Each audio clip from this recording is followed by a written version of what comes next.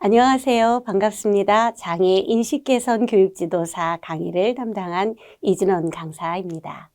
우리가 함께 장애 인식 개선 교육 프로그램을 위한 지도사 교육을 하도록 하겠습니다. 제1강은 장애 인식 개선 교육 지도사란 무엇인가 이해하고 또한 장애에 대해 이해할 수 있는 시간을 갖도록 하겠습니다. 장애 인식 개선 교육 지도사의 이해 함께 살펴보도록 하겠습니다. 장애인식 개선 교육 지도사란 무엇인가요? 이렇게 많은 분들이 질문하실 텐데요. 장애인식 개선 교육 지도사는 장애와 장애인에 대한 비장애인들의 인식 개선을 위해서 장애인에 대한 사회적 편견이나 차별이나 또한 장애인에 대한 올바른 이해를 인식시키기 위해서 교육기관 등에서 활동하는 사람들을 말합니다. 특별히 장애인의 인권이나 장애인의 인식 개선, 장애인에 대한 차별 금지, 장애인 역량 강화 등의 교육을 실시하는 중요한 업무를 수행하는 전문가를 이야기합니다. 우리 사회에 장애인과 함께 더불어 살아가면서 차별이나 편견이 진행돼서는 안 되겠지요. 우리 사회 가운데 더불어 함께 살아가는 행복한 사회가 될 수 있도록 장애인식 개선 교육 지도사들은 활동하게 됩니다. 장애인식 개선 교육 지도사의 역할과 수요는 어떠할까요? 네, 장애인식 개선 교육 지도사의 역할은 점차 중요하게 인식되어지고 있습니다. 또한 특별히 장애인식 개선 교육이 필수 교육이 되면서 교육 지도사의 수요는 훨씬 더 증가하고 있다고 보여집니다. 장애인과 비장애인이 모두 함께 차별과 편견이 없는 행복한 사회를 만들어가기 위해서 필요로 하는 다양한 곳에서 장애인식 개선 교육사들은 전문가로서 활동하게 됩니다. 다양한 기관과 센터에서 교육적 수요가 무척 높아지고 있다는 점은 여러분들 모두도 알고 계시죠? 장애에 대한 편견을 수정하는 일, 또한 새롭게 장애에 대해서 이해하고 새로운 인식들을 하는 일들을 통해서 비장애인들과 함께하는 공동체성을 향상하는 일들도 장애인식 개선 교육사의 역할입니다. 또한 전문 교육에 대한 요구들도 함께 되어지고 있기에 장애인식 개선사의 역할은 훨씬 더 전문인으로서 인정받고 있다 하겠습니다. 장애와 장애인에 대한 이해를 통한 공감력과 포용력에 대한 장애인식 개선 교육 지도사의 역할 얼마나 확대되어지고 있는지 여러분들도 느낄 수 있으시겠지요? 네, 그렇습니다. 오늘은 이제 우리가 이렇게 장애인식 개선 교육 지도사의 역할이 확장되고 있는 부분들 가운데 어떠한 역할들을 감당해야 되는지 구체적으로 함께 살펴보는 시간도 갖도록 하겠습니다. 장애인식 개선 교육 지도사의 전망은 어떠한가요? 네, 장애인에 대한 비장애인들의 인식 개선을 위한 강사 활동으로 활동하게 됩니다. 장애인식 개선 지도사의 역할에는 장애인뿐만 아니라 비장애인들에게 있어서 특별히 함께 더불어 살아갈 수 있도록 하는 데 있어서 다양한 교육의 장에서 활동하게 됩니다. 교육 관련 센터 및 시민단체 강사로 많은 활동들을 활발하게 하고 계시고 또 앞으로도 이러한 장에서 강사들을 요청하는 일들이 많아지고 있게 되리라 생각합니다. 평생교육센터 및 기업체 강사로도 활동하실 수 있습니다. 또한 특별히 문화센터에 장애인식 개선 교육이 개설되었을 때에 강사로 활동할 수 있으며 학교의 방과 후 교사로도 활동하실 수 있습니다. 초등학교, 중학교, 고등학교에 특강 강사로도 물론 활동하실 수 있습니다. 장애인식 개선 교육사를 필요로 하는 공간들은 훨씬 더 많아지고 있는데요. 그중에 지역 아동센터에서도 강사로 요청하고 있습니다.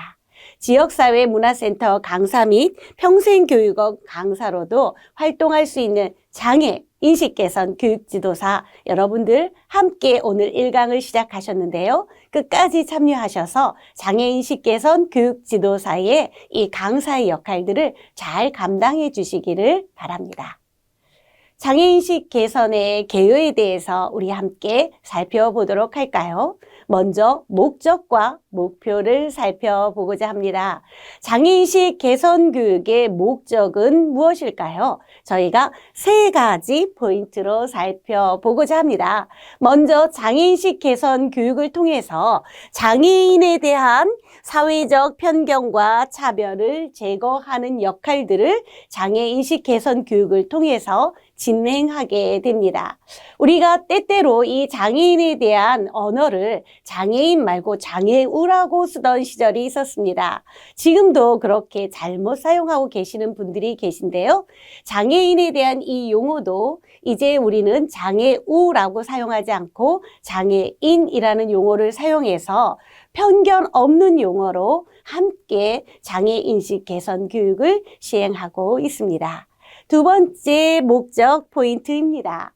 장애인의 사회 참여와 권리 보장을 증진시키는 역할을 장애인식 개선 교육을 통해서 진행하게 됩니다. 장애인의 사회 참여의 공간들은 다양하게 비장애인이 활동하고 있는 모든 공간에 함께할 수 있어야 합니다.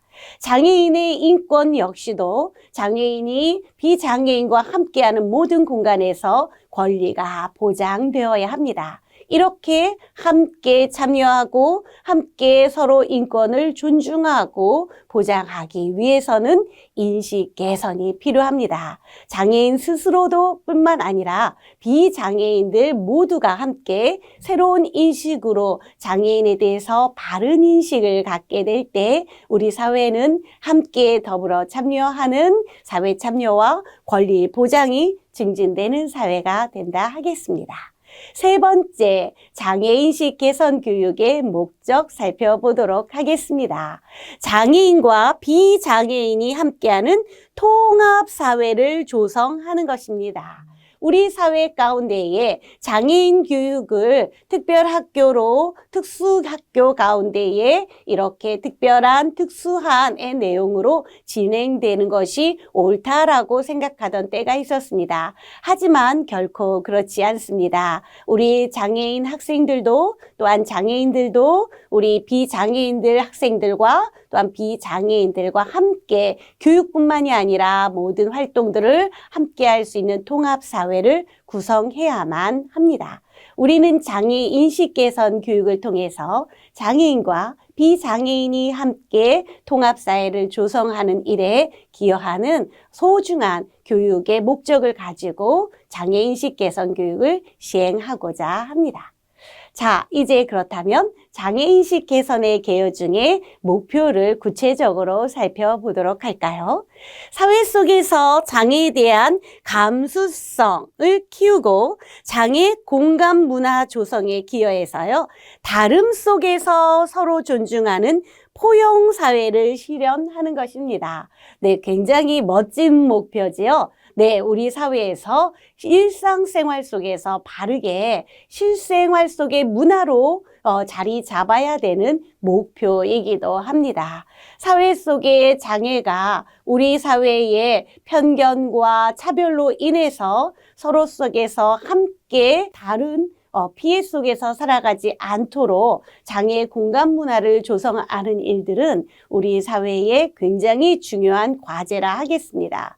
공감하는 마음들이 또한 서로가 서로를 존중하고 서로를 배려하는 함께 하고자 하는 그러한 마음으로 포용하는 이러한 사회를 실현하게 될 때 우리 사회는 보다 더 아름다운 사회로 나아가게 될 것입니다. 이제 우리 장애인식 개선에 있어서 연역을 함께 살펴보도록 하겠습니다. 장애인식 개선 교육의 연역은 2007년 장애인 복지법이 전면적으로 개정되면서 장애 인식 개선 교육들이 보다 보편화되기 시작했습니다. 국가와 지방자치단체의 장애인에 대한 인식 개선 교육의 의무도 규정되었습니다. 2015년에는 장애인 복지법이 일부 개정되면서 2016년 6월 30일 시행하는 것으로 진행이 되었습니다. 교육 의무 기간이 국가 및 지방자치단체에서 어린이집, 유치원, 초등학교, 중학교, 고등학교, 공공기관, 특수법인, 지방공사 및 지방공단, 대학교와 대학원을 포함한 기관, 특수학교, 각종 학교로 확대되어지는 일이 이 2015년 장애인복지법 일부 개정 사항에 포함되어졌습니다. 또한 이 내용 가운데는 교육의 내용, 어떠한 내용들을 교육하고 있는가, 또한 교육의 방법, 어떠한 방법으로 장애인식 개선 교육을 실시하고 있는가, 그리고 교육을 실시한 후에 실시 결과에 대해서 함께 제출할 수 있는 것까지도 명시하는 것을 포함하고 있습니다. 자, 이번에는 장애인에 대한 우리의 인식과 편견에 대해서 함께 살펴보도록 하겠습니다. 다르지만 같다는 인식, 이것이 바로 장애인식 개선 교육의 중요한 인식이라 하겠습니다. 우리가 똑같다라고 해서 함께 같다라고 표현하는 인식이 아니라 서로가 각기 다름에서 함께 서로의 인권, 인격, 함께 할 수 있는 서로의 함께함에 있어서 같다라는 인식을 갖는 것이 바로 장애인에 대한 우리들의 고쳐야 될 인식이고 가져야 될 인식이라 하겠습니다. 이렇게 다르지만 같다는 인식은 이 인식에서 멈추어 서는 것이 아니라 이 다름을 서로가 인정하게 될 때 더욱 빛나는 우리가 되는 것입니다. 다른 것, 장애인과 비장애인의 이 다름을 서로가 인정하게 될 때 장애인, 비장애인을 우리가 서로 함께 표현하는 우리라는 모두가 행복한 용어 속에서 더욱 빛나는 우리로서의 사회를 이루어갈 수 있겠지요. 다름을 이해하는 장애 인식 교육을 우리들은 함께 해가고자 합니다. 우리 사회 속의 장애인에 대한 편견들, 장애에 대한 차별들, 이러한 내용들을 다름을 이해하고 다름에서 더욱 빛나는 우리로서 함께 가고자 하는 따뜻한 마음, 공정한 마음, 포용력 있는 마음들의 인식 교육으로 진행될 때 다름을 인정하는 장애 인식 개선 교육은 우리 사회를 보다 성숙하고 아름다운 사회로 이끌어가게 할 것입니다. 자, 이제 그렇다면 한번 우리의 생각들을 살펴보기로 할까요?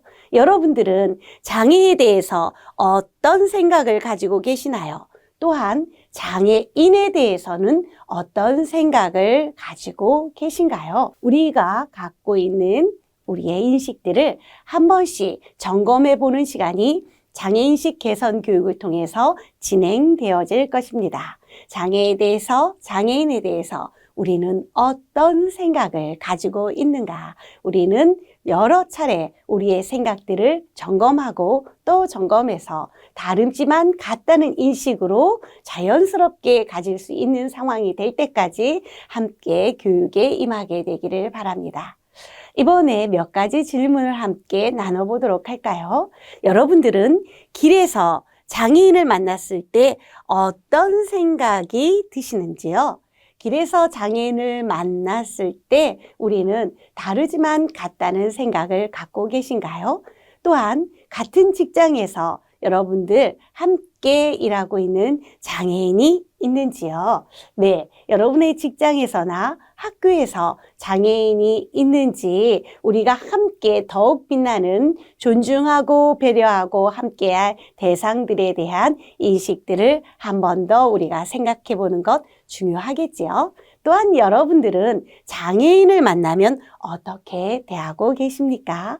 우리가 장애인을 만났을 때에 비장애인들이 어떻게 행동하고 있는지 그러한 우리들의 만남 속에서의 행동과 자세와 태도들을 함께 살펴보는 것도 역시 장애인식 개선의 중요한 내용이라 하겠습니다. 또한 친구를 놀릴 때 장애인을 비하하는 표현을 무의식 속에 쓰고 있지 않은지는 우리가 보다 더 민감하게 함께 살펴보아야 될 것입니다. 우리의 속담 속에서 우리의 여러 문화적인 이야기들 속에서 때때로 인식하지 못한 채 장애인을 비하하는 표현들을 다양하게 많이 사용하고 있는데요. 우리는 이때 장애인을 비하하는 표현들에 대해서 우리가 사용하지 않도록 바른 용어 사용에 있어서도 훈련하고 함께 인식 개선을 위해서 노력해야 될 것입니다. 자, 그렇다면 우리가 장애를 바라보는 우리의 시각에 대해서 다시 한번 골똘히 한번 생각해 보기를 바랍니다. 잠깐 시간을 드릴게요. 함께 생각하는 질문, 우리는 장애를 어떤 관점으로 바라보아야 할까요? 네, 우리는 장애를 어떤 관점으로 바라보아야 할런지 함께 배우는 수어를 통해서 우리는 매 시간 이제 이 장애인식 개선 교육을 함께 시작하려고 합니다. 여러분들 수어로 안녕하세요 라는 인사 해보신 적이 있나요? 네, 수어는 우리가 이렇게 음성 언어로 대화하는 만큼 또한 또 다른 언어로 수화 언어로 인정되고 있는 용어입니다. 우리들이 함께 안녕하세요 이렇게 장애인식 개선 교육이 시작될 때 수어로 시작한다면 훨씬 더 자연스럽게 우리가 장애인식 개선 교육에 있어서 생각과 태도를 우리 안에서 훈련하기에 훨씬 더 자연스러운 교육이 되리라 생각합니다.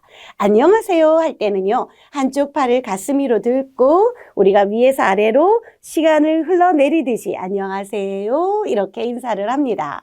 고개는 상대방을 바라다 보는 것처럼 이렇게 고개를 들고 눈을 마주하면서 안녕하세요 이렇게 인사를 해볼 텐데요. 같이 한번 해보겠습니다. 안녕하세요. 네, 우리가 뉴스나 여러 수어 통역의 장면들을 볼 때 시작할 때 안녕하세요 하지요. 좀 더 가까워지는 공동체에서는 안녕 이렇게 이야기할 수도 있습니다. 안녕 같이 해볼까요? 네, 안녕하세요. 우리 만나서 반갑습니다 할 때는요, 서로가 만나는 것을요, 손가락 검지를 펴서 만나서 이렇게 함께 만나서 반갑습니다. 마음의 기쁨을 함께 표현해 보도록 하겠습니다. 만나서 반갑습니다. 네, 만날 때는요, 이렇게 만날 수도 있고 멀리서 올 수도 있고요. 다양하게 만날 수도 있습니다. 만나서 반갑습니다. 표정도 굉장히 밝아지지요. 오늘은 할 때 오늘을 이렇게 현재를 나타내는 시간, 오늘은 참 행복합니다. 네, 이 표현만 해도 이렇게 우리가 수어로 인사하게 될 때에 훨씬 더 우리 가까워진 마음이 들지요. 같이 한번 다시 따라해 볼까요? 안녕하세요. 만나서 반갑습니다. 오늘은 참 행복합니다. 네, 그렇습니다. 우리가 이렇게 인사를 할 때 구음 인사뿐만이 아니라 우리의 인사 가운데에 수어 인사도 배워서 장애인식 개선 교육을 시작할 때 함께 나누는 것, 우리 함께 교육에서 실천적 교육으로 해보도록 하겠습니다. 이 시간에는 이제 우리 구체적으로 장애인의 정의와 이해에 대해서 살펴보도록 하겠습니다. 장애인이란, 장애인이란 신체 일부나 정신적으로 장애가 있어서 일상생활이나 사회생활에 제약을 받는 사람을 이야기합니다. 장애에 대한 우리 정의에 있어서 두 가지 포인트, 신체 일부 정신적인 장애 이렇게 구분을 하고 있지요. 신체 일부 정신적인 장애가 있어서 일상생활 또한 뿐만 아니라 사회생활에 제약을 받는 사람들을 장애인이라고 이야기합니다. 또한 나아가 장애인에 대한 우리의 생각은요, 다름 속에 우리는 같다라는 인식을 함께 갖기로 했지요. 그래서 우리의 장애인에 대한 인식은 우리 모두가 각자 개성 있게 태어난 것과 같이 장애인도 조금 다를 뿐 존중받아야 될 존재로 우리는 이해해야 합니다. 우리 모두가 서로가 같은 얼굴, 같은 모습, 똑같은 사람은 없잖아요. 네, 쌍둥이도 다름이 있는 것을 잘 알고 계시죠? 모든 사람은 각자 개성 있는 자신만의 독특함을 가지고 있습니다. 그 가운데에 장애인은 신체 일부나 정신적인 부분에 있어서 조금 다른 부분을 가지고 있는 분들입니다. 이분들에게 우리는 일상생활이나 사회생활에서 차별받지 않도록 함께 존중하면서 배려하는 삶을 살아가야 할 것입니다. 그렇다면 우리 장애에 대한 법적 정의, 장애인복지법은 어떻게 표현하고 있는지 살펴보도록 할까요? 장애인복지법 제2조 1항입니다. 장애인은 신체적, 정신적 장애로 인해서 장기간에 걸쳐서 일상생활 또는 사회생활에 상당한 제약을 받는 사람을 이야기합니다. 복지법에서 우리가 이제 장애 정의에 있어서 장기간이라는 시간적인 부분이 또한 포함되어져 있는 것도 잘 유념하시기 바랍니다. 장애인에 대한 법적 정의는 장애인복지법뿐만이 아니라 장애인 등에 대한 특수교육법, 산업재해보상보호법, 그리고 국민연금법, 장애인의 고용 촉진 및 직업 재활법, 장애인 차별 금지 및 권리 구제 등에 관한 법률 등에 대한 장애 관련 법률 등에서 조금씩 다르게 정의되어 있기도 합니다. 자, 이제 장애의 정의에 대해서 조금 더 우리는 다양하게 한 번 더 확인해 보도록 하겠습니다. 보건기구 WHO 세계보건기구에서의 정의입니다. 장애인은 선천적, 후천적으로 신체 및 정신 능력에 결함이 발생해서 스스로 생활을 영위할 필요 조건을 전혀 갖출 수 없거나 부분적으로 갖출 수 없는 사람이다. 이렇게 WHO 세계보건기구에서는 장애인에 대해서 정의를 하고 있습니다. 역시 우리가 알고 있는 대로 선천적인 부분, 후천적인 부분에 신체 및 정신 능력의 결함 부분 이렇게 구분해서 함께 표현하고 있는 것 우리가 알 수 있겠죠. 또 앞서 살펴본 대로 장애인복지법에서는 신체적, 정신적 장애로 인해서 장기간 오랫동안 일상생활 또는 사회생활에 상당한 제약을 받는 사람을 이야기하죠. 장애인 고용 촉진 및 직업 재활법의 정의도 우리가 살펴보는 것이 중요하겠습니다. 장애인이란 신체 또는 정신상의 장애로 장기간에 걸쳐 이제 우리가 직업재활법이기 때문에 직업생활에 상당한 제약을 받는 사람이다. 이렇게 조금 다른 부분 직업생활에 이러한 부분들을 포함하고 있습니다. 우리 이제 장애에 대한 정의 중에 우리가 집중해서 살펴보아야 될 내용 중에 특수교육에서의 정의가 또한 있습니다. 질병이나 사고 등에 의해서 지적, 정신적, 청각, 시각, 내장, 골격, 기형적인 면에서 결함이 생겨서 정상적인 생활이 곤란하거나 불가능한 상태이며 이러한 손상으로 인해서 특정 영역인 읽기, 보기, 걷기, 듣기 등의 능력 저하가 생기는 것으로서 이제 특수교육에 있어서는 교육과 훈련적인 지원을 어떻게 할까 하는 부분에 관심이 있기 때문에 교육과 훈련적 지원이 필요한 사람을 장애인으로 우리가 같이 국립특수교육원을 통해서 정의하고 있습니다. 이처럼 장애의 정의가 그 상황과 교육적인 상황, 복지적인 상황에서 조금씩 더 구체적으로 정의되고 있는데요. 특별히 이제 이 시간에 우리는 장애를 어떻게 시대가 이해하고 있는가 함께 집어서 그림으로 한번 살펴보도록 하겠습니다.